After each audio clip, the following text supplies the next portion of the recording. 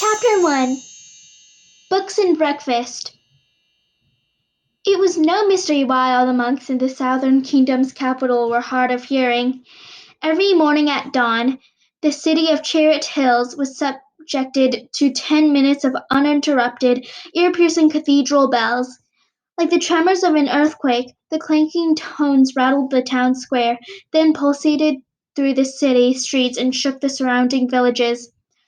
The monks purposely rang the bells in a manic, irregular manner to ensure every citizen was awake and participating in the Lord's Day, and once they finished waking all the sinners, the monks hurried back to bed.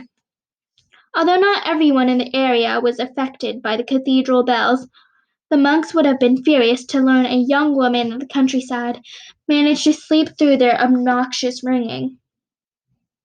14-year-old Bristol Evergreen awoke the same way she did every morning, to the sound of banging on her bedroom door. "Bristol, are you awake? Bristol?" Her blue eyes fluttered open somewhere between the 7th and 8th time her mother pounded on the door. Bristol wasn't a heavy sleeper, but mornings were a challenge because she was usually exhausted from staying up late the night before. "Bristol, answer me, child!" Bristol sat up in bed as the cathedral bells played their final toll in the distance. She found an open copy of The Tales of Tidbit Twitch by Humphrey Taylor lying on her stomach and a pair of glasses dangling from the tip of her nose. Once again, Bristol had fallen asleep reading, and she quickly disposed of the evidence before she was caught. She stashed the book under her pillow, tucked her reading glasses into the pocket of her nightgown, and extinguished a candle on her nightstand that had been burning the whole night. "Young lady, it's 6:10. I'm coming in." Mrs. Evergreen pushed the door open and charged into her daughter's bedroom like a bull released from a pen. She was a thin woman with a pale face and dark circles under her eyes. Her hair was pulled into a tight bun on top of her head, like the reins of a horse. It kept her alert and motivated throughout her daily chores. "So you are awake," she said with one eyebrow raised. "Is a simple acknowledgment too much to ask for?" "Good morning, Mother," Bristol said cheerfully. "I hope you slept well." "Not as well as you, apparently," Mrs. Evergreen said. "Honestly, child, how do you sleep through those dreadful bells every morning? They're loud enough to wake the dead." "Just lucky, I suppose," she said through a large yawn. Mrs. Evergreen laid a white dress at the foot of Bristol's bed and shot her daughter a scornful look. "You left your uniform on the clothesline again," she said. "How many times do I have to remind you to pick up after yourself? I can barely manage the laundry for your father and brothers. I don't have time to clean up after you, too." "I'm sorry, Mother," Bristol apologized. "I was going to get it after I finished the dishes last night, but I guess I forgot." "You've got to stop being so careless. Daydreaming is the last quality men look for in a wife," her mother warned. "Now hurry up and get dressed so you can help me with breakfast. It's a big day for your brother, so we're making his favorite." Mrs. Evergreen headed for the door, but paused when she noticed a strange scent lingering in the air. "Do I smell smoke?" she asked. "I just blew out my candle," Bristol explained. "And why was your candle burning so early in the morning?" Miss Evergreen said. I accidentally left it on during the night," she confessed. Mrs. Evergreen crossed her arms and glared at her daughter. "Bristol, you better not be doing what I think you're doing," she warned. "Because I worry what your father might do if he finds out you've been reading again." "No, I promise," Bristol lied. "I just like sleeping with a lit candle. Sometimes I get scared in the dark." Unfortunately, Bristol was a terrible liar. Mrs. Evergreen saw through her daughter's dishonesty like a window she had recently cleaned. "The world is dark, Bristol," she said. You're a fool if you let anything tell you otherwise. Now hand it over." "But mother, please, I only have a few pages left." "Bristol Evergreen, this is not up for discussion," Mrs. Evergreen said. "You're breaking the rules of this house and the laws of this kingdom. Now hand it over immediately or fetch your father." Bristol sighed and surrendered her copy of the Tales of Tidbit Twitch from under her pillow. "And the others?" Mrs. Evergreen asked with an open palm. "That's the only one I have." "Young lady, I will not tolerate any more of your lies. Books in your bedroom are like mice in the garden. There's never just one. Now give me the others or I will fetch your father." Bristol's posture sank with her spirits. She stepped out of bed and led her mother to a loose floorboard in the corner of the bedroom where she kept a hidden collection. Mrs. Evergreen gasped when her daughter revealed over a dozen books in the floor. There were texts from history, religion, law, and economics, as well as fictional titles of adventure, mystery, and romance. And judging by the distressed covers and pages, Bristol had read each book multiple times. "Oh, Bristol," Mrs. Evergreen said with a heavy heart, "of all the things for girls your age to be interested, why does it have to be books?"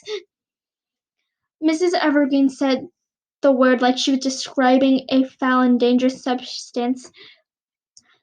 Bristol knew it was wrong to have books in her possession. The Southern Kingdom's laws clearly stated that books were for males' eyes only.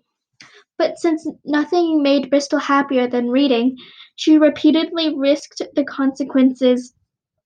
One by one, Bristol kissed each book's spine like she was saying goodbye to a small pet, then passed it to her mother.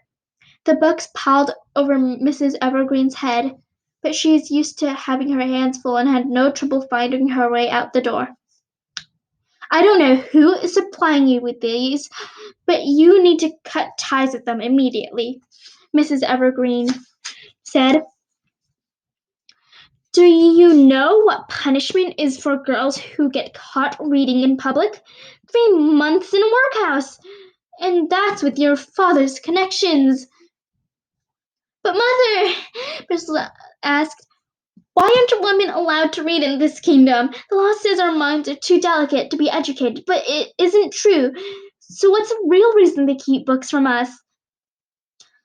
Mrs. Evergreen paused in the doorway and went silent. Bristol figured her mother was thinking about it, because she rarely paused for anything. Mrs. Evergreen looked back at her daughter, the long face, and for a brief moment Bristol could have sworn she saw a rare spark of sympathy in her mother's eyes, like she had been asking herself the same question all her life and still didn't have an answer. "If you ask me, women have enough to do as it is," she said to bury the subject. "Now get dressed. Breakfast isn't going to make itself." Mrs. Evergreen turned on her heel and left the room. Tears came to Bristol's eyes as she watched her mother depart with her books. To Bristol, they weren't just stacks of parchment bound by leather. Her books were friends that offered her the only escape from this oppressive southern kingdom. She dried the corners of her eyes with the edge of her nightgown, but her tears didn't last very long. Bristol knew it was only a matter of time before she would rebuild her collection. Her supplier was much closer than her mother realized. She stood in front of her mirror as she applied all the layers and accessories of her ridiculous school uniform. The white dress, white leggings, lacy white gloves, fuzzy white shoulder wrap, and white buckled heels. And to complete the transformation, Bristol tied a white ribbon in her long brown hair. Bristol looked at her reflection and let out a prolonged sigh that came from the bottom of her soul. Like all the young women in her kingdom, Bristol was expected to resemble a living doll any time she left her home. And Bristol hated dolls. In fact, anything that remotely influenced girls to want motherhood or marriage was instantly added to her list of things to resent. And given the Southern Kingdom's stubborn views of women, Bristol had acquired a long list over the time. For as long as she could remember, Bristol had known she was destined for a life beyond the confinements of her kingdom. Her accomplishments would surpass acquiring a husband and children. She was going to have adventures and experiences that exceeded cooking and cleaning. And she was going to find undeniable happiness, like the characters in her books. Bristol couldn't explain why she felt this way or how it would happen, but she felt it with her whole heart.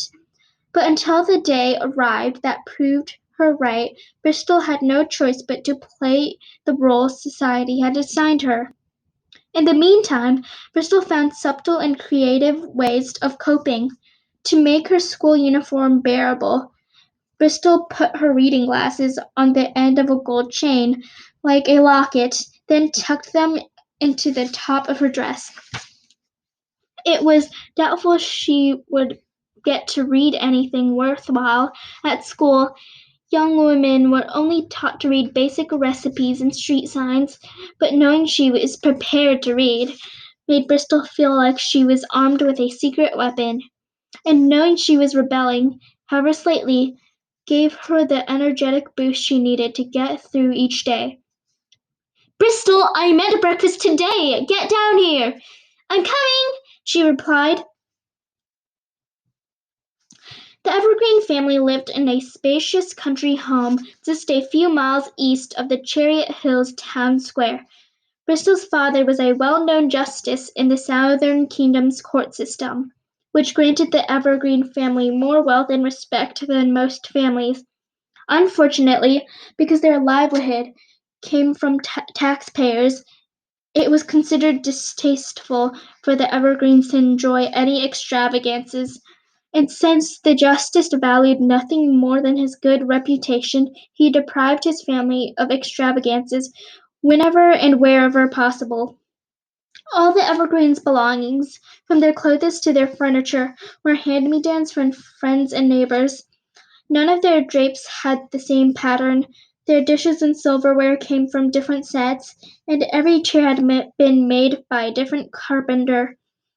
Even the wallpaper had been peeled off the walls of other houses, and it was a chaotic mix of different designs. Their property was large enough to employ a staff of 20, but Justice Evergreen believed servants and farm hands were the most extravagant of extravagances, so Bristol and her mother were forced to complete all the yard work and household chores by themselves. "Stir the porridge while I make the eggs," Mrs. Evergreen ordered Bristol when she finally arrived in the kitchen. "But don't overstir them this time. Your father hates soggy oats." Bristol tried an apron over her school uniform and took the wooden spoon from her mother. She was at the stove for less than a minute when a panicked voice called to them from the next room. "Mother! Come quick! It's an emergency!" "What's the matter, Barry?" "One of the buttons popped up my robe!" "Oh, for the king's sake!" Mrs. Evergreen muttered under her breath. "Bristol, go help your brother with his button, and make it fast." Bristol retrieved a sewing kit and hurried to the sitting room beside the kitchen. To her surprise, she found her 17-year-old brother seated on the floor. His eyes were closed and he rocked back and forth while clutching a stack of note cards. Barry Evergreen was a thin young man with messy brown hair and had been wide-eyed and nervous since the day he was born. But today he was exceptionally nervous. "Barry," Bristol addressed him softly, "Mother sent me to fix your button. Can you take a break from studying, or should I come back later?" "No, now it's fine," Barry said. "I can practice while you sew." He got to his feet and handed his sister the detached button. Like all students at the Chariot Hills University of Law, Barry wore a long gray robe and a square black hat. As Bristol threaded a needle and stitched the button back onto his collar, Barry glanced down at the prompt on his first note card. He fiddled with the other buttons of his uniform while he concentrated, and Bristol slapped his hand away before he caused more damage. The Purification Act of 342. The Purification Act of 342. Barry read to himself. That was when King Champion the 13th charged the troll community with vulgarity and banished their species from the Southern Kingdom. Satisfied with his answer, Barry flipped the first note card over and read the correct answer written on the back. Unfortunately, he was wrong, and reacted with a long, defeated moan. Bristol couldn't help but smile at her brother's frustration. He reminded her of a puppy chasing its own tail. "This isn't funny, Bristol," Barry said. "I'm going to fail my examination." "Oh, Barry, calm down," she laughed. "You're not going to fail. You've been studying law your entire life." "That's why it'll be so humiliating. If I don't pass the examination today, then I won't graduate from the university. If I don't graduate from the university, then I won't become a deputy justice. If I don't become a deputy justice, then I won't become a justice like father. And if I don't become a justice, I'll never become a high justice." Like all the men in the Evergreen family before him, Barry was studying to become a justice in the Southern Kingdom's court system. He had attended the Chariot Hills University of Law since he was 6 years old, and at 10 o'clock that morning he would take the grueling examination that would determine whether he would become a deputy justice. If he was accepted, Barry would spend the next decade prosecuting and defending criminals on trial. Once his time as a deputy justice was over, Barry would become an official justice and preside over trials, like his father. And should his career as a justice please the king, Barry would become the very first Evergreen to become a high justice on the king's advisory council, where he would help the sovereign create a law. Becoming a high justice had been Barry's dream since he was a child, but his path to the king's advisory council would end today if he didn't pass the examination. So for the last 6 months, Barry had studied his kingdom's law and history every possible moment he could to ensure a victory. "How will I ever look father in the eye again if I don't pass?" Barry worried. "I should just give up now and spare myself the embarrassment." "Stop catastrophizing," Bristol said. "You know all this stuff. You're just letting your nerves get to you." "I'm not nervous. I'm a wreck. I was up all night making these cards and I can barely read my own handwriting. Whatever the Purification Act of 342 was, it definitely is not what I said." "Your answer was really close," Bristol said, "but you were thinking of the Declawing Act of 339. That was when Champion the 13th banished trolls from the Southern Kingdom. Unfortunately, his army mistook the elves for the trolls and kicked out the wrong species. So to validate the mix-up, Champion the 13th introduced the Purification Act of 342 and banished all talking creatures besides humans from the kingdom. The trolls, elves, goblins, and ogres were rounded up and forced into the in-between. Soon it inspired the other kingdoms to do the same thing and led to the Great Cleansing Act of 345. Isn't that incredible? And to think the most violent period of history could have been avoided if Champion the 13th had just apologized to the elves." Bristol could tell her brother was half thankful for the reminder and half embarrassed it came from his little sister. "Oh, right," Barry said. "Thanks, Bristol."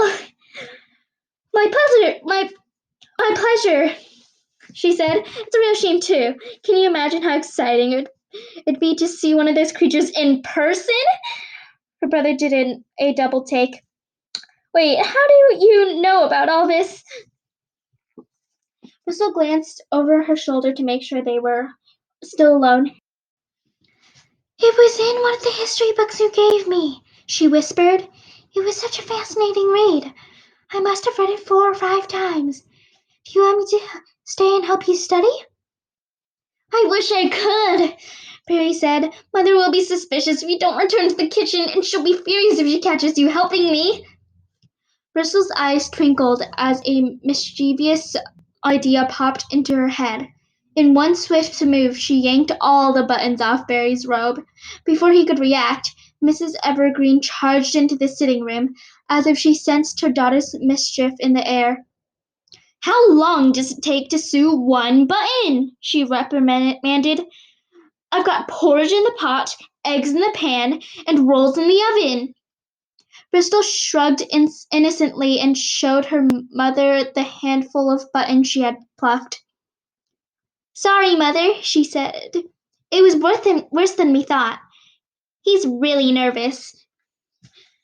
Mrs. Evergreen threw her hands into the air and moaned at the ceiling. "Barry Evergreen, this house is not your personal tailor shop," she scolded. "Keep your twitchy hands off your robe or I'll tie your hands behind your back like when you were a child. Bristol, when you're finished, go set the table in the dining room. We're eating in 10 minutes, buttons or not." Mrs. Evergreen stomped back into the kitchen, muttering slurs under her breath.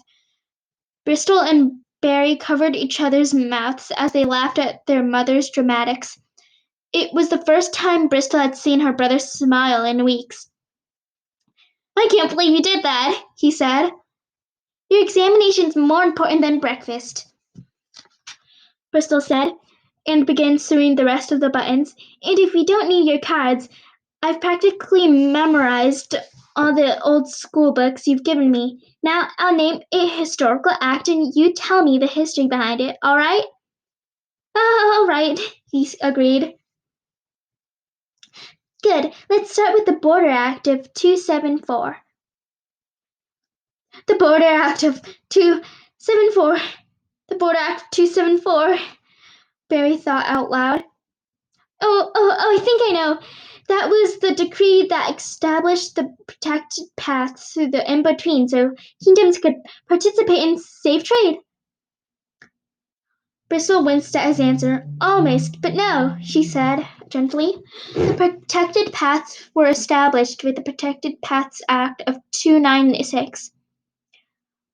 Barry groaned and pulled away from Bristol while she was in the middle of sewing. He paced around the sitting room and rubbed his face with his hands. "This is pointless," he grumbled. "I don't know any of this.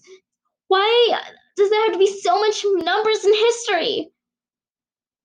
"Oh, that was a really interesting story, actually," Bristol happily informed him. "The Southern Kingdom developed a calendar system when the very first king champion was crowned. It was so efficient that the other kingdoms began using the same." "Oh, I'm sorry, Barry. That was a rhetorical question, wasn't it?" Her brother had dropped his arms and was staring at her in disbelief. He had meant it as a rhetorical question, but after hearing his sister's explanation, he realized he was wrong about the invention of the calendar, too. "I give up," Barry declared. "I'm going to quit the university and become a shopkeeper. I'm going to sell rocks and sticks to small children. I won't make much money, but at least I'll never run out of materials."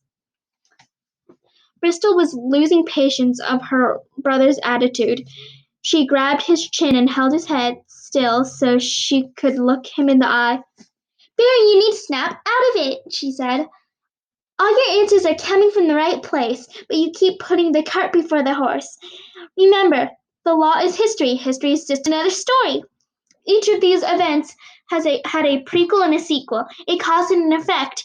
Before you answer, put all the facts you know in an imaginary timeline. Find the contradictions, focus on what's missing, and fill in the blanks the best you can." Barry went quiet as he thought about his sister's advice. Slowly but surely, the seed of positivity she had planted in him began to grow. Barry gave Bristol a determined nod and took a deep breath like he was about to dive off a high cliff.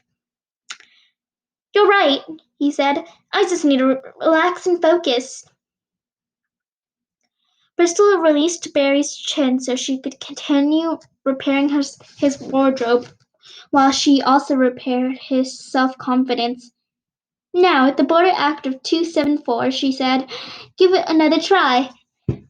Barry concentrated and didn't make a sound until he was certain he had the right answer.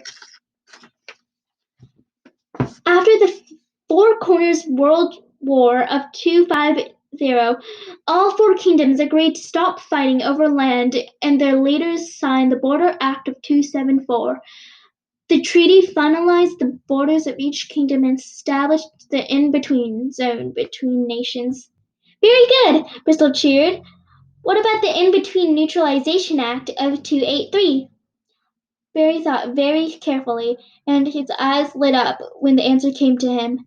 The In-Between Neutralization Act of 283 was an international agreement to neutralize the in-between zones so none of the kingdoms could claim it as their territory. As a result, the in-between was left with no authority and became a very dangerous place, which led to the Protected Paths Act of 296. Ouch! Bristol was so proud of her brother she had accidentally poked him with her sewing needle. That's correct, she said. See, you have all the information you need to pass the examination. You just have to believe in yourself as much as I do. Barry blushed, and color finally returned to his face. Thank you, Bristol, he said. I'd be lost in my own head if it weren't for you. It's really a shame you're, well, you know, a girl. You would have made an incredible justice. Bristol lowered her head and pretended she was still sewing the final button so he couldn't see the sadness in her eyes. Oh, she said, I've never really thought of it. On the contrary, it was something Bristol wanted more than her brother could ever imagine. Being a justice would allow her to redeem and elevate people. It would provide a platform to spread hope and understanding. It would give her the resources to make the world a better place for other girls like her.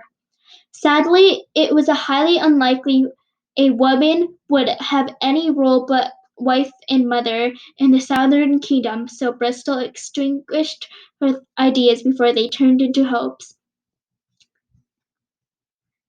Maybe when you're High Justice, you could convince the king to let women to read, she told her brother. That would be a great start. Maybe, Barry said with a weak smile. For now, at least you have my old books to keep you entertained. That reminds me, did you finish the Tales of Tidbit Twitch yet? I'm dying to talk to you about the ending, but I don't want to give anything away. I only had 7 pages left, but then Mother caught me this morning, confiscated all my books. Could you stop by the library to see if there are any old books they're getting rid of? I already thought of a new hiding spot to keep them in. Certainly. The examination will last until late this afternoon, but I'll stop by the library tomorrow and Barry's voice trailed off before he finished his thought. Actually, I suppose it'll be more difficult than it used to be. The library is next to my university, but if I get accepted to the Deputy Justice program, I'll be working at the courthouse and it may be a week or two before I can sneak away. Until this moment, Bristol had never realized how much her brother's pending graduation was going to affect her. Barry would no doubt pass his examination with flying colors and be put to work as a deputy justice right away. For years to come, all his time and energy would be spent prosecuting and defending criminals at the courthouse. Supplying his little sister with books would be his last priority. That's all right, Bristol said through a forced smile. I'll find something to do in the meantime. Well, all your buttons are attached. I better set the table before Mother gets upset. Bristol hurried into the dining room before her brother noticed the anguish in her voice. When he said weeks, she knew it might be months or even a year before she had another book in her hands.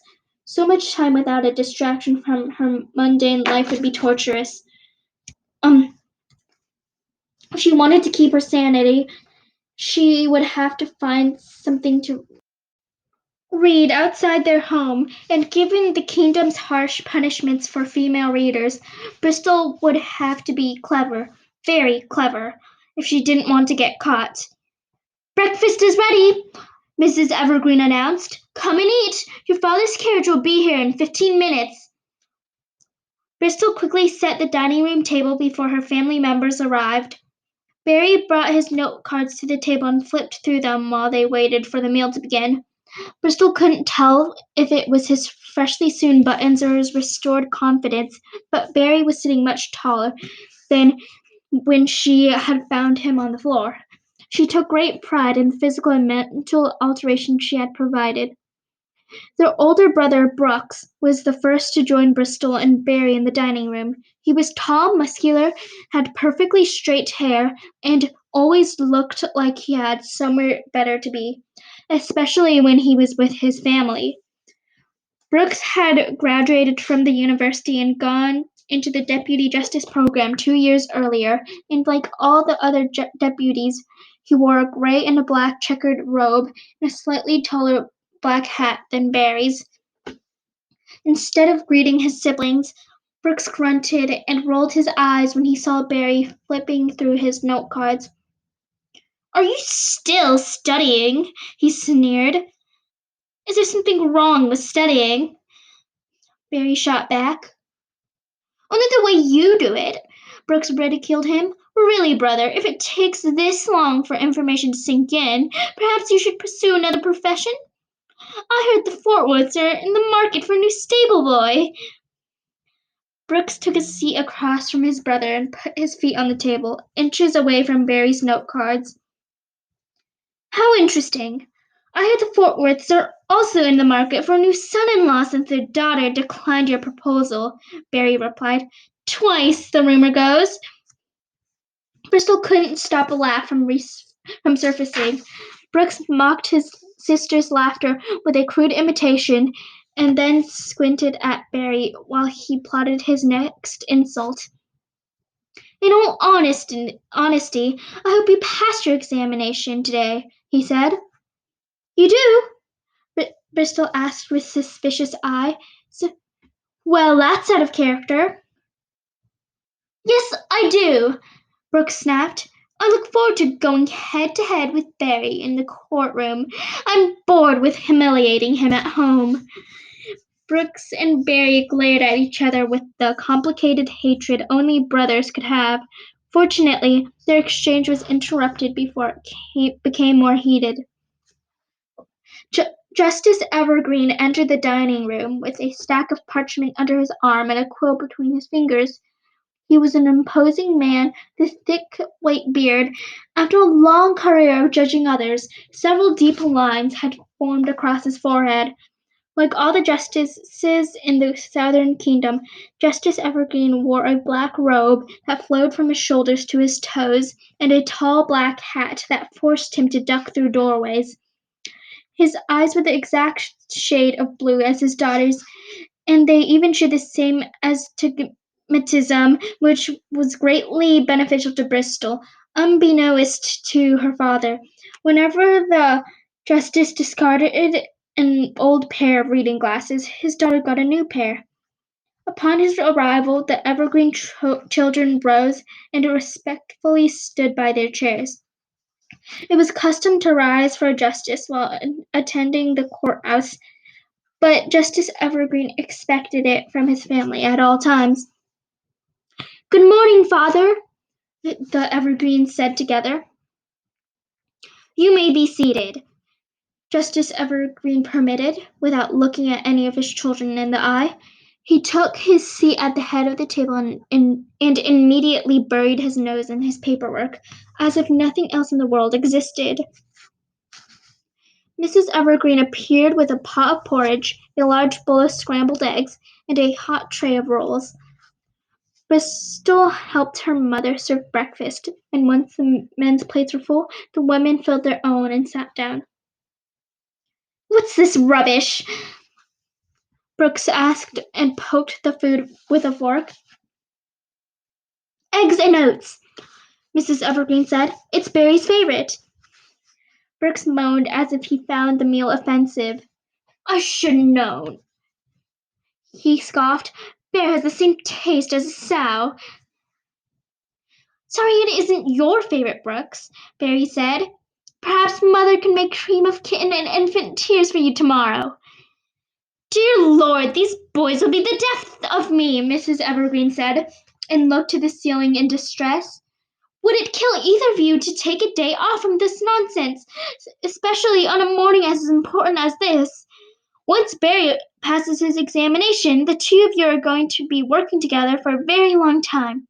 It would do you both some good if you learned to be civil. In many ways, Bristol was thankful she didn't have the opportunity to become a justice. It spared her from the nightmare of working with Brooks at the courthouse.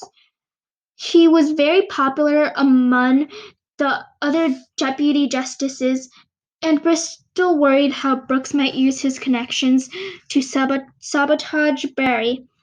Ever since his younger brother was born, Brooks had seen Barry as a threat of some kind, as if only one Evergreen son was allowed to succeed.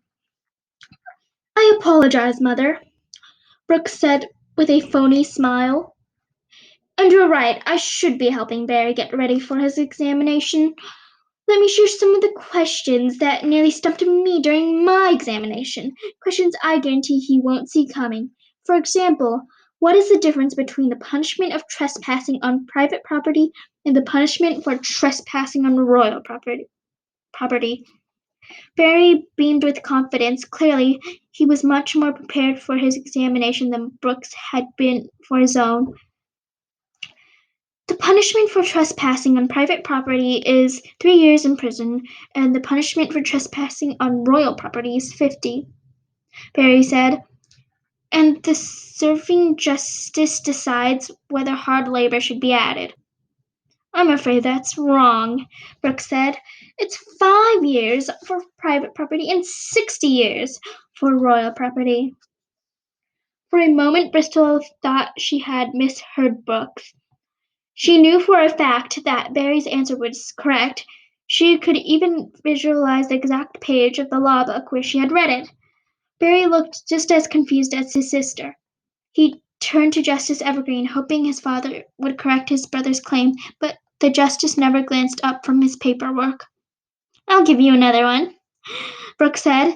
In what year was the death penalty changed from drawing and quartering to beheading? Good heavens, Brooks! Some of us are eating! Mrs. Evergreen scolded.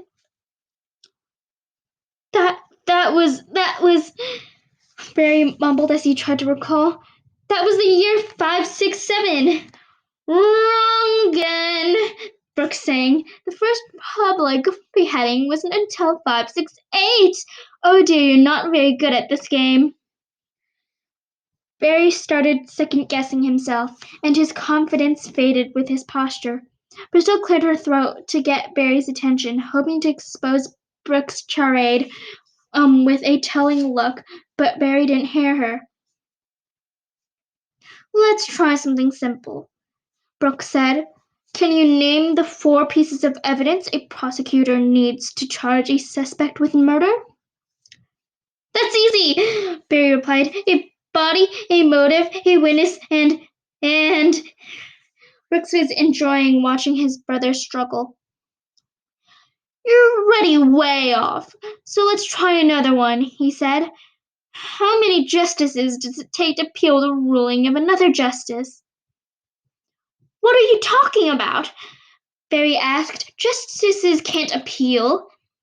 Once again, wrong, Brooks screeched like a crow.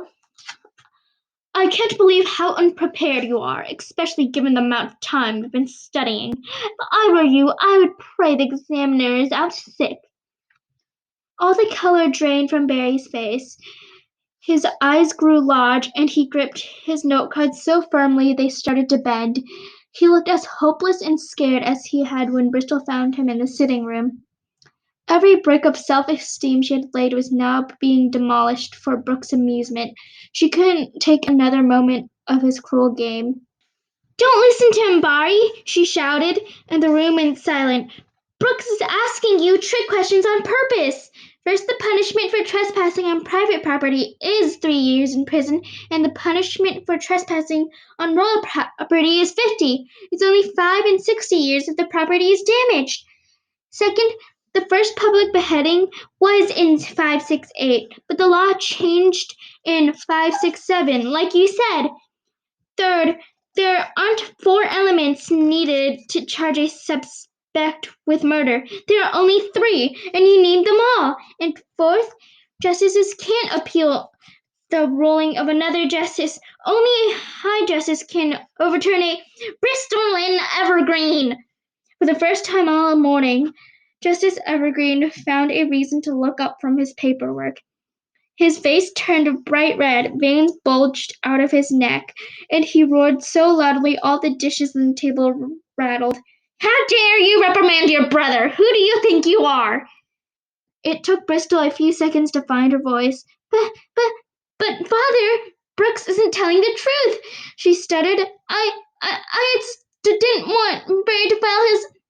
I don't care if Brooks said the sky was purple. It's not a young woman's place to correct a man. If Barry isn't smart enough to know he's being fooled, then he has no business being a deputy justice. Tears came to Bristol's eyes as she trembled in her seat. She looked to her brothers for support, but they were just as frightened as she was. I'm sorry, Father. You have no right to knowing any of the information you just recited. If I find out you've been reading again, so help me God, I'll throw you out on the street. Bristol turned to her mother, praying she wouldn't mention the books she'd found in her bedroom earlier. Just like her sons, Mrs. Evergreen stayed silent and still, like a mouse in the presence of a hawk. No, I haven't been reading. Then where did you learn all that? I suppose I just picked it up from Barry and Brooks. They're always talking about laws in the courthouse at the table. Then perhaps you should eat outside until you learn to tune it out. No daughter of mine is going to defy the laws of this kingdom by being precocious. The justice continued to shout about his disappointment and disgust for his daughter.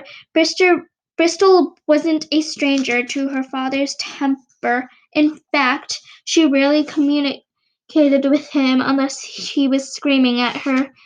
But nothing was worse than being on the receiving end of his fury. With every heartbeat, Bristol sank a little more into her chair, and she counted down the seconds until it was over. Usually, if he didn't stop yelling by the count of 50, her father's wrath would escalate into something physical. Is that a carriage I hear? Mrs. Evergreen asked. The family went silent as they tried to hear whatever Mrs. Evergreen heard. A few moments later, the faint sounds of bells and galloping filled the house as the carriage approached outside. Bristol wondered if her mother had actually heard it, or if her interruption was just lucky timing. The three of you should better hurry before it gets too late. Justice Evergreen and his sons gathered their things and met the carriage outside. Barry took his time as he shut the front door behind him so he could wave goodbye to his sister. Thank you, he mouthed to her. Good luck today, she mouthed back. Bristol stayed in her seat until she was certain her father and brothers were a good distance down the road.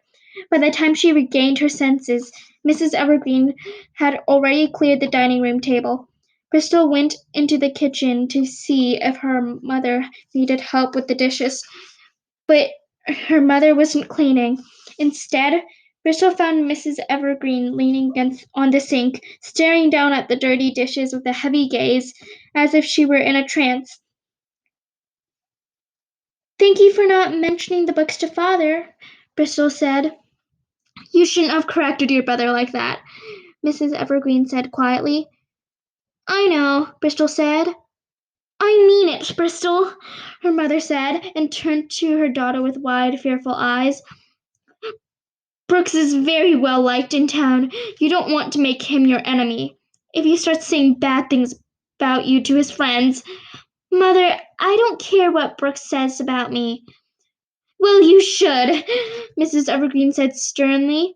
In 2 years, you'll be 16 and men will start courting you for marriage. You can't risk a reputation that scares all the good ones away. You don't want to spend your life with someone mean and ungrateful. Trust me." Her mother's remarks left Bristol speechless. She couldn't tell if she was just imagining it, but the dark circles under her mother's eyes seemed a shade darker than they were before breakfast. "Now go to school," Mrs. Evergreen said. "I'll take care of the dishes." Bristol was compelled to stay and argue with her mother. She wanted to list all the reasons why her life would be different than other girls. She wanted to explain why she was destined for greater things than marriage and motherhood. But then she remembered she had no evidence to support her beliefs. Perhaps her mother was right. Maybe Bristol was a fool for thinking the world was anything but dark. With nothing more to say, Bristol left her home and headed for school. As she walked along the path into town, the image of her mother leaning at the sink stayed prominently on her mind. Bristol worried it was as much a glimpse into her own future as it was a memory of her mother. "No," she whispered to herself, "that is not going to be my life. That is not going to be my life. That is not going to be my life." Bristol repeated this statement as she walked, hoping if she said it enough times, it might extinguish her fears. "It may seem impossible right now, but I know something is going to happen. Something is going to change. Something is going to make my life different." Bristol was right to be worried.